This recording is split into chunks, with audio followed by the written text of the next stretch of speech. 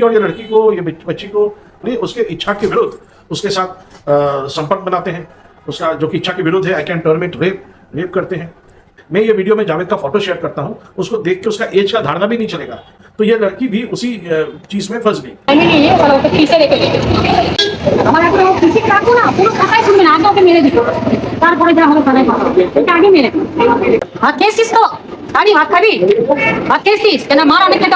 গলার উপরে পা দেবো মাদার চোদ মরিয়ে দিস ওরের বাচ্চা। মোল্লারা তো এগুলোই করে না, মোল্লারা তো এগুলোই করে, মানুষকে মারতে চায়। নিজের বাপকে শোনাবি। नमस्कार, आज ये वीडियो में एक बहुत सेंसिटिव विषय है कि एक हमारा सनातनी हिंदू बेटी जो पश्चिम बंगाल के दक्षिण 24 परगना का कुलतली नाम का एक जगह है, देहात है, गांव है, वहाँ से बिलोंग करती है। और वो कलकत्ता आती है बिल्कुल परेशान होकर। उसके अपने लाइफ में इतनी प्रॉब्लम है, जब वो छोटी से बड़ी हो रही थी तब इतना समस्या, पारिवारिक समस्या, तो कलकत्ता आई काम करने के लिए, कलकत्ता में रहने लगी। तो उसका थोड़ा बैकग्राउंड मैं आपको बता दूं, क्योंकि फिर नहीं तो आप लोग इनका जो मन की दशा है आप नहीं समझेंगे। 21 साल की बच्ची है या लड़की है, तो आज से 2 साल 2.5 साल पहले उनका एज 18.5-19 था। तो उस समय उन्होंने ऐसा जीवन में डिसीजन क्यों लिया, हालांकि डिसीजन प्राइमरीली ख़राब नहीं है, फिर भी ये लड़की जो है बिल्कुल गांव से है, देहात से है। और आप समझ ही रहे हैं उस समय बंगाल में टीएमसी का शासन था। तो ये लड़की का जो अपना फादर है, पिताजी है, किसी कारणवश एक तो वो मेसन है, राजमिस्त्री है, अपना परिवार छोड़ के कहीं और जाके विवाह कर लिया अपने परिवार को छोड़कर। और इस बच्ची का जो अपना माँ है, उन्होंने भी फिर जीवन में ऐसा धक्का या मोड़ में आया कि उन्होंने भी एक फिर सेकेंड मैरिज कर लिया।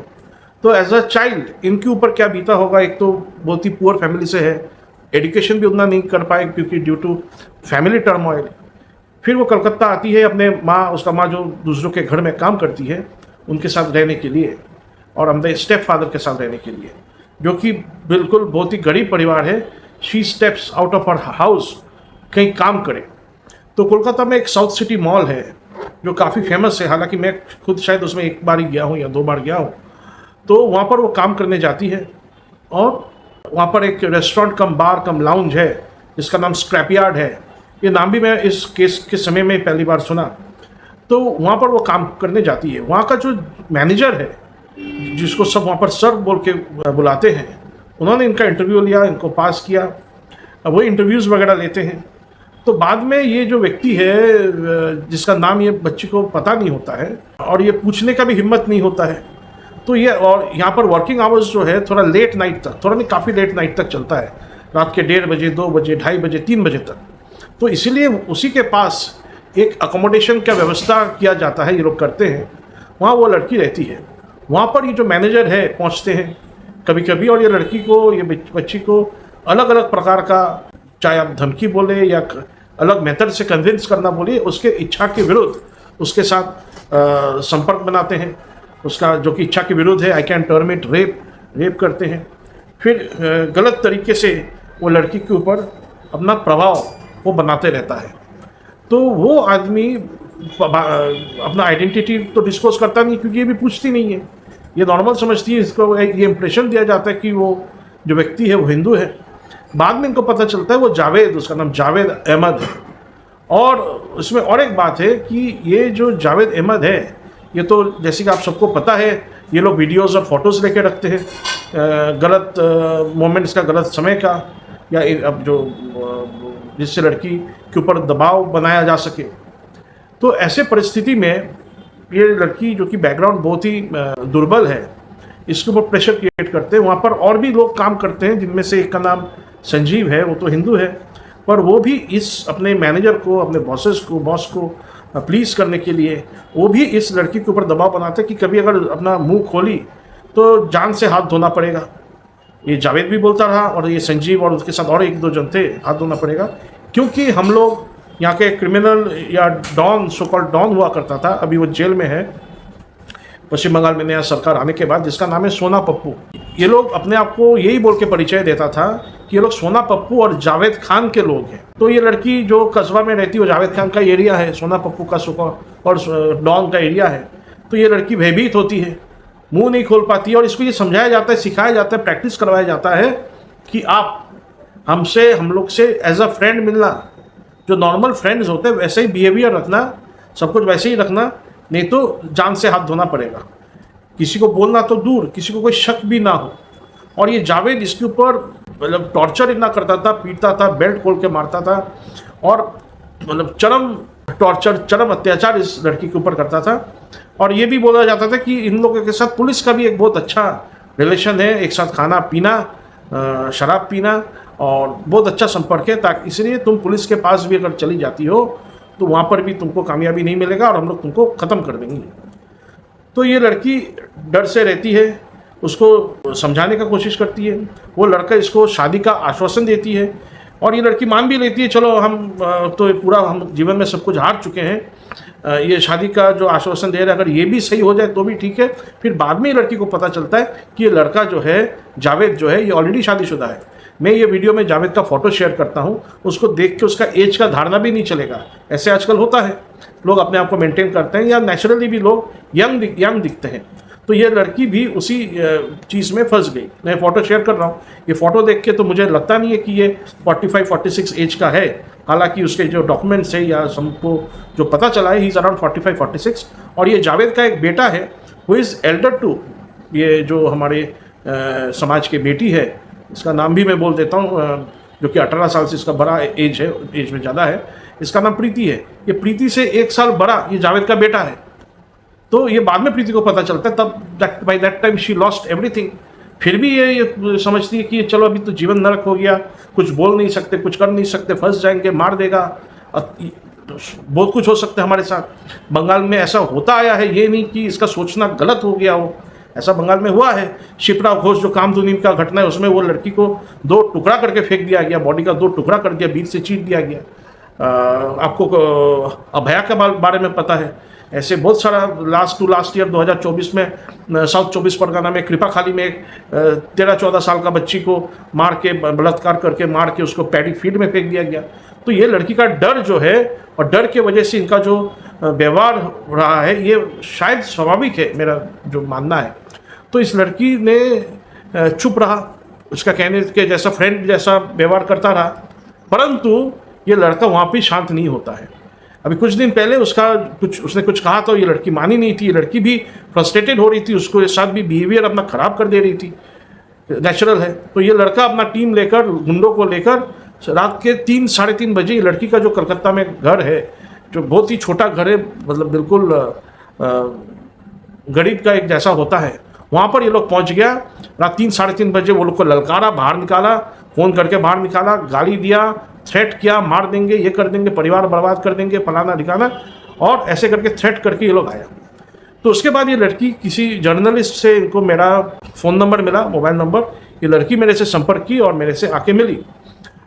तो मैंने उनको कहा, इनका पूरा मैटर सुन के, कि आप थोड़ा और पता लगाओ उस लड़का के बारे में और आप हमारे पास 2 दिन बाद आओ, क्योंकि काम का प्रेशर भी था और मैं हमारे परिवार में एक मिसहैप हो गया था, उसके कारण मैं थोड़ा उसमें एंगेज था।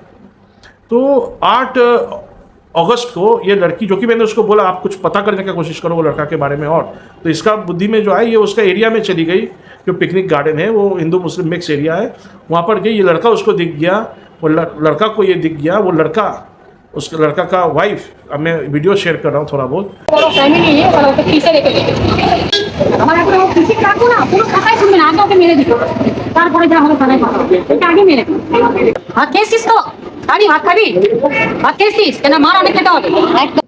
ভেবেছে আমরা হালকা মানুষ, জানে না আমরা সালা কোথা থেকে এসেছি, আমরা সালা নেতি বাগান থেকে এসেছি, কেটে রেখে দেবো। তোর মাকে ফোন কর, গাঁর থেকে তোমার চর্বি বার করে দেবো, তোমার যা প্রবলেম আছে কাজে বুঝবে, বাড়িতে তোমার আসে তোমার গাঁ থেকে চর্বি বার করে দেবো। তুমি কি ভেবেছো আমাদের? তাহলে তোমরা জানো না কেন আমরা কোথায়, তোমার কোথা থেকে কোথায় গাইড করে দেবো? সাদা সাধারণ মানুষ ভেবেছো? কি ডাকবে ওকে? এক পাশে আমি মেরে উল্টি দেবো, ওকে আমি মেরে এখন ফ্ল্যাট করে দেবো। আইনটা যদি টাচ করেছিস না, তোর হাত ভেঙে তোর আমি হাতে আরেকটা হাতে দিয়ে দেবো। তুই হাত কেন চালিয়েছিস? আমি হাত চালাই? তুই হাত চালিয়েছিস? আমি দেখেছি জানলা থেকে, এখানে হাত দিয়েছি, আমি জানলা থেকে দেখেছি। তুই কি মনে করছিস? হ্যাঁ, মনে কি করেছিস তুই? চল চল আয়, দেখি তোর কোথায় ব্যথা আছে আমি দেখবো আজকে। আয় বল, কোথায় ব্যথা আছে বল। বিবাহিত মেয়ে একটা শালা ডিভোর্স করে তাহলে এসে এখানে নাটক করছো ওর মাকে ফোন কর না, ওর মাকে ডাক। ঠিক আছে মাকে ডাক। আমি গায়ে হাত দিব, কি করবি তুই? মারো ওকে, চত্বরে মারো, কি মারো। করবি? কি সুরের বাচ্চা। শালা শান্তি নেই সুরের বাচ্চার। হ্যাঁ শালা এর সঙ্গে শালা থাকবে শালা জীবনে শালা লোককে পরেশান করছো বলে গেছে। ऐसा तुम কি দেখে তোমরা নিনো এসব মেয়েদের? শালা চুতিয়া 1 বছর হয়ে গেছে শালা সবাইকে পরেশান করে রেখে দিচ্ছ। আমার বাড়িটাও করছো। কি দেখে? সাইকো মাল শালা। তোমার ঘরে কি করবি তুই? সাইকো মাল একটা। এই শালা- কি গায়ে মারো, মার মারো, শালা তো মার মারো, মারো, মারো, মারো। কেন আমার স্বামী গায়ে হাত দিছিস? কেন বাচ্চা। এক মিনিট গায়ে হাত দেবে না, ঠিক আছে? কেন দেব না? আছে না? শালা সুরের দেখো ভিডিও তুই রূপ সুন্দরী শালা সুরের বাচ্চা মহিলা শালা হারামজাদা শালা হারামজাদি। দেখ নিজেকে আর দেখ আমাকে, তুই রূপ সুন্দরী বলে দেবে তাহলে তোকে টর্চার করবে কেন? গান্ডু না গাঁড় গাঁড় ভেঙে দেবো খানকি মাগি। ঝাঁট জ্বালাবি তো আমার মাদার চোদ। কথা বলবি ঠিক করে কথা বল সোরের বাচ্চা, ঠিক আছে? কথা বলবি ভালো করে কথা বলবি মাদার চোদ খানকি মাগি কোথাকার। আমার ঝাঁটের মতো বয়স না লাউড়া। কি ভেবেছিস রে মাদার চোদ তুই নিজেকে? তাহলে তুই বেশি কিছু বলে ফেলছিস। এই খানকি মাগি তুই কি ভেবেছিস নিজেকে? হরিদাস পাল আছিস রে? গলার উপরে পা দেবো মাদার চোদ মরিয়ে যাবি সোরের বাচ্চা। লাউড়া আরে মোল্লারা তো এগুলোই করে না, মোল্লারা তো এগুলোই করে, মানুষকে মারতে চায়। নিজের বাপকে শোনাবি সোরের বাচ্চা, বুঝেছিস? তুইও তোর বউকে গিয়ে শোনা, ঠিক আছে? মাদার চোদ আছে খানকি মাগি, মুখের মধ্যে লাউড়া বানা ভর্তি। তুই কি ভাই, তুই কি? মাদার চোদ তোর তুই গলা কি? টিপে দেবো খানকি মাগি। রাখ মাদার চোদ ফোন। তোর মাকে লাউড়া খানকি মাগি কোথাকার। রাখ মাদার চোদ। এবার বেশি বেশি বলে যাচ্ছিস। এখন তোর পুরো গুষ্টি চুদে দেবো। ফোন রাখতে বলেছি তোকে আমি। তুই মাকে কেন গালাগালি দিচ্ছিস? অদ্ভুত তো। ফোন রাখ, তোর পুরো গুষ্টি চুদে দেবো এখন আমি। তুই তোর মাকে কেন গালাগালি তোর দিচ্ছিস? পুরো গুষ্টি চুদে তোর দেবো। মাকে আমি গালাগালি দিয়েছি? মোল্লারা কতটা খিস্তি জানে, ঠিক আছে? তুই অতটা খিস্তি শুনেছিনি হয়তো তোর জীবনে যতটা আমরা খিস্তি জানি, ঠিক আছে না? কে রে লাউড়া হরিদাস পাল তুই তুই? থাকতে গেলে ভাই তোমরা माँ শুনতে का बुड़, হবে। তোমরা बहन को चोद देंगे रंडी का लड़की। তোমরা माँ का बुड़। যাবে তোর মা নিয়ে গালাগালি দিইনি ভাই, তুই আমার মা নিয়ে গালাগালি দিবি না। चोद देंगे हम तुम्हारा माँ का बुड़। तुम क्या सोचा थे रंडी का लड़की? हाँ तुम्हारा बुड़ में घुस के ऐसे मार देंगे हम। और उसके वहाँ के कुछ लोकल फ्रेंड्स और ऑफिस के कुछ फ्रेंड्स शायद वो लोग उस समय उसके घर में ही थे। ये लोग सब मिलके आए और इस लड़की को बहुत पीटा। ब्रॉड डे लाइट में इस लड़की को पीटा गया, उसको मारा गया और उसके ऊपर अत्याचार किया गया। फिर वो लड़की वहाँ से अपना जान बचा के भागने में सक्षम हुई। लोग तो पहले बोल रहा तुमको पुलिस के पास ले जाएंगे। इस जावेद का वाइफ अपना ड्रेस पहले एक ड्रेस में थी, फिर ड्रेस चेंज करके भी आ गई, थ्रेट कर रही कि तुमको पुलिस के पास ले जाएंगे। तो अल्टीमेटली ये लड़की वहाँ से बोली हाँ चलो पुलिस के पास ले चलो। फिर वो लोग नहीं गया। ये लड़की अपने आप को बचा के वहाँ से आई, आके फिर मेरे साथ संपर्क की। मैं उसको पुलिस स्टेशन लेके गया, कंप्लेन दर्ज हुआ, वो जावेद अरेस्ट हुआ। पर यहाँ पर एक बात है, ये जो स्क्रैप यार्ड बोल के जो रेस्टोरेंट कम बार है, लाउंज है, ये जो साउथ सिटी मॉल के अंदर है, इसका और एक ब्रांच कैमैक्स स्ट्रीट में है, जो हमको बाद में पता चला। और ये जो जावेद है ये पहले कैमैक्स स्ट्रीट ब्रांच में काम करता था और कैमैक्स स्ट्रीट ब्रांच में भी इन्होंने किसी और महिला के साथ, लेडी के साथ ऐसा गंदा हरकत किया जिसके वजह से सबको पता चला और शायद केस वगैरह कुछ हुआ। तो जावेद कलकत्ता छोड़ के, बंगाल छोड़ के, देश छोड़ के भाग गया, दुबई चला गया। फिर जावेद कुछ समय बाद दुबई से वापस आया और आकर सेम कंपनी, सेम मालिक उनके पास जाते हैं और जॉब भी उनको मिल जाता है वापस, पर केवल ब्रांच और लोकेशन चेंज होता है। सेम स्क्रैप यार्ड का दूसरा जो यूनिट है that is in south city mall, वहाँ पर इसको काम मिलता है और वहाँ पर भी इसने इस तरह का गंदा हरकत किया। तो मेरा बोलने का ये मतलब है कि ये जो ओनर है स्क्रैप यार्ड का, मेरे साथ बहुत सारे हमारे मीडिया के फ्रेंड जुड़ रहे हैं, हम डिस्कस कर रहे हैं, हमको बता रहे हैं कि जो ओनर है स्क्रैप यार्ड का, कहीं ना कहीं ये भी तो इसके लिए थोड़ा भी जिम्मेदार है, क्योंकि जिसने ऐसा हरकत उसका एक ब्रांच में किया है उसको काम में रखने का दोबारा क्या मतलब होता है। और आप एक जिहादी को काम में रखे हैं और उसको सब छूट और पावर देके रखे हैं, वो अपने मर्जी से रिक्रूट करता है, अपने मर्जी से किसी को भी लात मार के बाहर निकालता है। तो वहाँ पर आप जो हिंदू लड़की काम कर रही है उनके साथ क्या हो रहा है, इसका भी तो ध्यान आपको as a responsible citizen, as a responsible entrepreneur आपको तो रखना है। ये आप केवल आपका धंधा और पैसा में फोकस करेंगे। इसका मालिक तो है हिंदू, 3-4 मालिक है, उनमें से एक का नाम अंकित है। तो आपका कोई जिम्मेदारी नहीं है क्या? आज मैं सुन रहा हूँ आप जब ये लड़का अरेस्ट हो गया है तब आप दुनिया भर के अपने सोर्स, रिसोर्स, नेता, मंत्री सबको एंगेज करने का कोशिश कर रहे हैं, अपने लॉयर्स को एंगेज कर रहे हैं। ठीक है, लॉयर्स को एंगेज कीजिए। आप कहाँ थे जब ये लड़की के ऊपर अत्याचार हो रहा था? अभी आप लोग बोलेंगे कि इसको एक अफेयर का टर्म देने का कोशिश करेंगे। अरे अफेयर में कोई किसी का जान लेता है क्या? कोई किसी को मारता है क्या ऐसे बेरहमी से? झूठ बोलता है क्या? सब दोष ये लड़की का है। रिक्रूटमेंट जब हो रहा था, जब स्टाफ को सिलेक्शन हो रहा था, तब आप क्यों नहीं थे? तो ये पूरा मैटर जो है ये बहुत एक अलग किस्म का मैटर है। देखिए, इसमें तो जिम्मेदारी जो है, जैसे वो अक्यूज्ड है, डायरेक्ट अक्यूज्ड है, उसके साथ देने वाले भी कहीं ना कहीं जिम्मेदार है। संजीव बोल के जो व्यक्ति है, उसने भी तो जावेद खान और सोना पप्पू का डर इस बच्ची को दिखाया जावेद के साथ साथ, और जावेद को काम में रखना दोबारा एक क्राइम ऑलरेडी कर चुका है। ये भी जो ओनर्स है आपके तरफ भी ये करता है कि अपराध कहीं ना कहीं आपने अपराधी का साथ दिया है। अभी आप नेता, मंत्री, सोर्स, रिसोर्सेज सब लगा रहे हैं ताकि ये लड़की का आवाज़ दबाया जा सके, ताकि पुलिस ठीक तरीके से अपना कार्रवाई ना कर सके, मैटर को ट्विस्ट कर सके। आप कर सकते हैं, पर ये ध्यान रखिएगा कि आपके परिवार में भी बच्चे हैं, बेटियां हैं, और ये आप बहुत गलत करेंगे अगर आप एक ऐसे जो इतने गरीब या चैलेंजिंग सिचुएशन से अगर एक बच्ची आके शहर में काम करने आती है अपने परिवार को या अपने आप को सपोर्ट करने के लिए, अगर आप लोग इनके साथ ऐसा बिहेव करेंगे तो आई एम सॉरी, ये समाज हमारा जो है ये ज़्यादा दिन सही नहीं रहेगा, सही नहीं चलेगा। अगर आपको लगता है कि आपने हाँ कुछ गलती हो गया है तो ठीक है, गलती को ठीक कर लीजिए, पर इसका मतलब ये नहीं आप अपना गलती को कवर करने के लिए आप किसी और को फंसा देंगे, या आप किसी और को अपने पैसा और अपने सोर्स, अपने जो कनेक्शन है, इसके बदौलत आप मतलब जो आपका यहाँ पर अक्यूज्ड है, जो विक्टिम के साथ अत्याचार किया है, उसको आप हेल्प शेल्टर करोगे, ये उचित नहीं है। तो इसीलिए हमारे सोशल मीडिया फ्रेंड्स जो है, जो बिल्कुल हर समय सही रास्ता और सही पक्ष के साथ रहते हैं, मैं आप सबसे निवेदन करूंगा कि आप इस वीडियो को ज़्यादा से ज़्यादा शेयर करें, ताकि पुलिस जिन्होंने इसको अरेस्ट किया है वो और सही तरीके से काम करे। मुझे आशा है वो करेगा, मुझे विश्वास भी वो करेगा, क्योंकि बंगाल में भी सरकार राष्ट्रवादी और एक सनातनी सरकार है। हमें आशा है, भरोसा है। फिर भी मैं सोशल मीडिया में हमारे जितने फ्रेंड्स हैं, चाहे फेसबुक में, ट्विटर में, इंस्टाग्राम में, यूट्यूबर्स हैं, आप सबके मैं इसलिए हिंदी में बना रहा हूँ ताकि देश के बाकी जनता को भी, बाकी लोगों को भी ये बात का पता चले।